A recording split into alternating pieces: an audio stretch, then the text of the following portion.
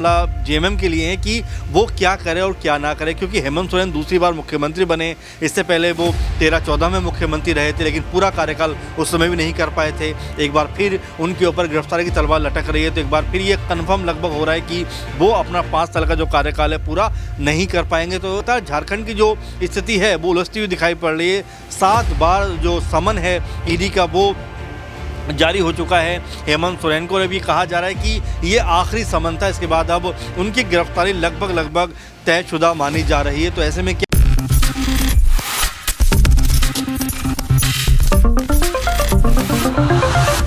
दिल्ली की सियासत की तरह झारखंड की सियासत में भी सियासी संकट बढ़ता हुआ नजर आ रहा है। मुख्यमंत्री हेमंत सोरेन भी दिल्ली के मुख्यमंत्री अरविंद केजरीवाल की तरह ईडी के शिकंजे में लंबे वक्त से फंसे हुए हैं। जहां एक तरफ दिल्ली शराब नीति घोटाले मामले के चलते दिल्ली सरकार चुनौतियों का सामना कर रही है, तो वहीं झारखंड में हेमंत सोरेन की सरकार भी। अब बात यहां तक पहुंच गई है कि कहीं ना कहीं हेमंत सोरेन मुख्यमंत्री पद से इस्तीफा दे सकते हैं और वह अपनी पत्नी कल्पना सोरेन को आगे कर सकते हैं। क्या वाकई में कल्पना सोरेन को आगे करता हुआ पूरा परिवार नजर आएगा? क्या वाकई में पार्टी के तमाम कार्यकर्ता और विधायक उनके नाम पर सहमति जताते हुए नजर आएंगे? ये सवाल लगातार उठ रहा है। नमस्कार, मैं प्रांशी राठौर और आप देख रहे हैं नेक्स्ट 9 न्यूज़। दरअसल खनन मामले में हेमंत सोरेन को अब तक 7 बार समन मिल चुका है और अब तक वह ईडी के सामने पेश तक नहीं हुए हैं। ऐसे में अब विधायकों की बैठकों पर बैठकें चल रही हैं। 81 विधायक हैं और ऐसे में उन्हें 41 विधायकों का समर्थन चाहिए अपनी पत्नी कल्पना सोरेन को मुख्यमंत्री बनाने के लिए।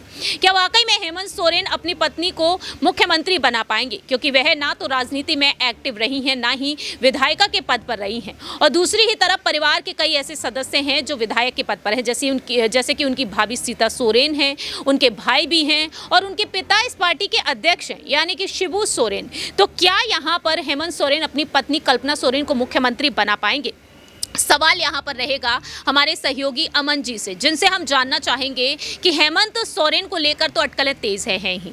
बाबूलाल मरांडी जो बीजेपी के दिग्गज नेता हैं, उनका साफ तौर पर कहना रहा कि अपनी पत्नी को आगे करने का विचार विमर्श कर रहे हैं, और दूसरी ही तरफ ऐसे कई दिग्गज नेता हैं जो यही कयास लगा रहे हैं।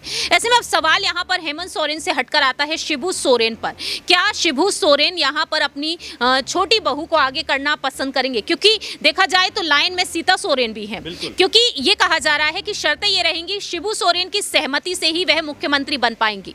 कैसे देख रहे हैं? देखिए बिल्कुल, और झारखंड का मसला अपने आप में अलग तरह का दिखाई पड़ता है, क्योंकि यहाँ पे जो जेएमएम है उसकी सीटें सबसे अधिक हैं, 30 सीटों के आसपास जीती हुई है। वहीं कांग्रेस पार्टी 16 सीटों पर चुनाव जीती हुई है, आरजेडी को 1 सीट मिली है, बीजेपी को 25 सीटें यहाँ पर मिली हैं, और कुल 81 विधानसभा की ये जो विधानसभा है, 81 विधायक जीतते हैं यहाँ से, हर साल बनते हैं विधायक यहाँ से हर 5 साल में। तो ऐसे में बड़ा कॉम्प्लिकेटेड मामला जेएमएम के लिए है कि वो क्या करे और क्या ना करे, क्योंकि हेमंत सोरेन दूसरी बार मुख्यमंत्री बने। इससे पहले वो 13-14 में मुख्यमंत्री रहे थे, लेकिन पूरा कार्यकाल उस समय भी नहीं कर पाए थे। एक बार फिर उनके ऊपर गिरफ्तारी की तलवार लटक रही है, तो एक बार फिर ये कन्फर्म लगभग हो रहा है कि वो अपना 5 साल का जो कार्यकाल है पूरा नहीं कर पाएंगे। तो एक जो अहम बात इसमें आ रही है कि फिर अगला मुख्यमंत्री कौन होगा? क्या वो जेएमएम कुनबे से होगा या फिर वो हेमंत सोरेन कुनबे से होगा, कांग्रेस पार्टी से होगा?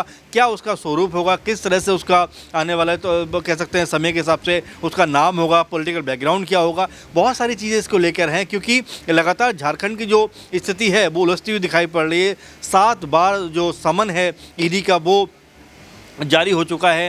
हेमंत सोरेन को भी कहा जा रहा है कि ये आखिरी समन था, इसके बाद अब उनकी गिरफ्तारी लगभग तयशुदा मानी जा रही है। तो ऐसे में क्या उनकी पत्नी को मुख्यमंत्री बनाया जाएगा, कल्पना सोरेन को, या कोई और पार्टी का नेता आकर कमान संभालता हुआ नजर आएगा? इसको लेकर तमाम तरह के अटकलें और कयासबाजी जारी है। बैठक का दौर भी जारी है, कांग्रेस पार्टी भी बैठक कर रही है कि इसको लेकर क्या किया जाए, क्योंकि अगर हेमंत सोरेन फंसते हैं, जेल जाते हैं, तो क्या कांग्रेस पार्टी फिर जेएमएम के साथ में अपना रिश्ता रखना चाहेगी? क्या ये गठबंधन आगे रह पाएगा? क्योंकि मेरे ख्याल में कि 2024 के चुनाव को देखते हुए कांग्रेस पार्टी भी खुद की छवि जो है वो पाक साफ रखना चाहेगी, क्योंकि जो मुख्यमंत्री करप्शन के आरोप में जेल जाए या करप्शन के आरोप में अपने पद से हटे, तो कहीं ना कहीं जो उसके सहयोगी दल होता है उसको भी इसका नुकसान हो सकता है। तो इसी वजह से लगातार कांग्रेस पार्टी इस स्थिति पर नज़र बनाए हुए है, क्योंकि 14 सीटें लगभग यहाँ से आती हैं जिसमें 11 पे लगभग बीजेपी कह सकते हैं कि जीती हुई है, 2 कांग्रेस पार्टी के हिस्से में है, 1 जो है वो झारखंड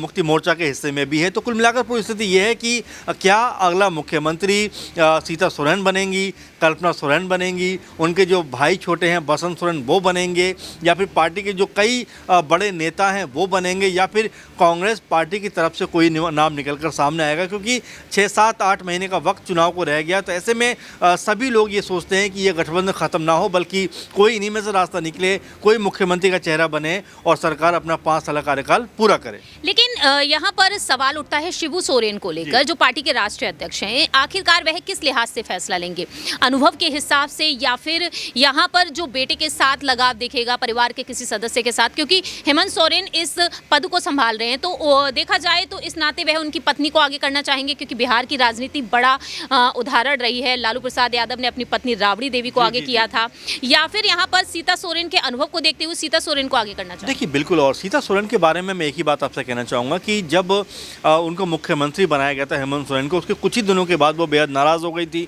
अगर आपने उनका स्टेटमेंट सुना हो, उन्होंने साफ तौर पर कहा कि मेरे पति यानी कि जो हेमंत सोरेन के बड़े भाई हैं दुर्गा सोरेन, उनका जो है सीएम बनना तय था, लेकिन उनकी डेथ हो जाती है। उसके बाद अगर कोई नाम आना चाहिए था तो वो सीता सोरेन का आना चाहिए था, लेकिन उनकी जगह पर बस जो है हेमंत सोरेन का नाम आता है। तो जो कॉम्प्लिकेशंस हैं वो आपस में भी बहुत ज़्यादा हैं कि क्या जो सीता सोरेन चूँकि विधायक भी हैं, और वो हो सकता है कि आपने सही कहा कि शिबू सोरेन से बीते दिनों भी उन्होंने गुहार लगाई थी कि मुझे कोई महत्वपूर्ण पद पार्टी के अंदर दिया जाए। तो ऐसे में जो स्थिति है, पारिवारिक स्थिति है, राजनीति की जो स्थिति है, वो अपने आप में कई तरह की चीज़ों को लेकर जो है बन बिगड़ रही है कि क्या कि जो आपस के रिश्ते हैं। और आपको याद हो कि सीता सोरेन ने अपनी ही सरकार के खिलाफ जो है विधानसभा के अंदर विरोध प्रदर्शन भी किया था। तो कई तरह के ऐसे एंगल हैं जिसकी वजह से ऐसा लगता है कि सीता सोरेन को भी शायद मुख्यमंत्री बनाया जाए अगर हेमंत सोरेन हटते हैं तो।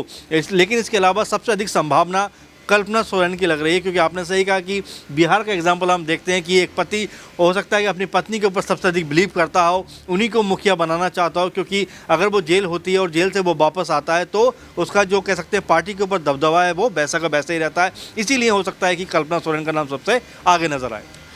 वाकई में अब यही देखना होगा कि हेमंत सोरेन की पत्नी कल्पना सोरेन को क्या शिबू सोरेन आगे करेंगे। आखिरकार यहाँ पर ससुर का क्या कुछ फैसला होगा, कल्पना के लिए ये देखना काफ़ी ज़्यादा अहम हो चुका है। दूसरी ही तरफ यहाँ पर हेमंत सोरेन के मंत्रिमंडल में एक महिला नेत्री भी हैं, और इनके अलावा कई ऐसे वरिष्ठ नेता हैं जिनमें से किसी एक के नाम पर भी शायद मोहर लगाई जा सकती है। अब सब कुछ निर्भर करता है शिबू सोरेन पर, जो पार्टी के राष्ट्रीय अध्यक्ष हैं। अगर उनकी सहमति बनती है तो कल्पना सोरेन मुख्यमंत्री बनती हुई नजर आ सकती हैं। देखना होगा कि जो सीट खाली कराई गई है, जिस तरह से सरफराज अहमद ने इस्तीफा दिया है उस सीट से, क्या वाकई में कल्पना सोरेन को उतारा जाएगा या फिर नहीं। फिलहाल इस खास रिपोर्ट में इतना ही। बाकी की तमाम अपडेट्स के लिए आप देखते रहिए नेक्स्ट 9 न्यूज़।